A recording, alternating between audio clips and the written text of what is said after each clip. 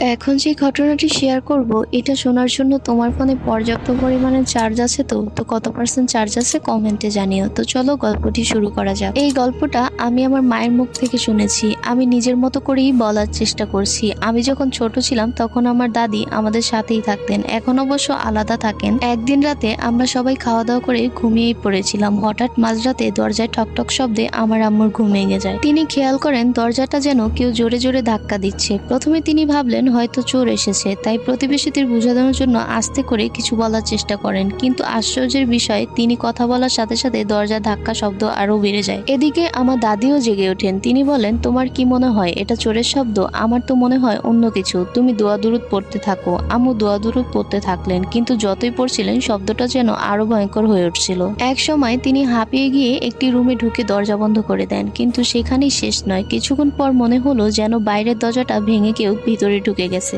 এবার সেই রুমের দরজাতে শুরু হলো জোরে জোরে ধাক্কা। মনে হচ্ছিল এই বুঝি দরজাটা ভেঙে ফেলবে। ভয়ে সবাই দোয়া দুরুদ পড়তে থাকলেন। ঠিক তখনই ফজরের আজান ভেসে আসে, আর আশ্চর্যজনক ভাবে সবকিছু একেবারেই থেমে যায়। সেই রাতে বাড়িতে ছিলাম শুধু আমি, আমার আম্মু, আমার ছোট ফুপু, আমার দাদি, আর আমার আব্বু তখন ছিলেন না, তিনি বিদেশে ছিলেন। এই ছিল আজকের ঘটনা।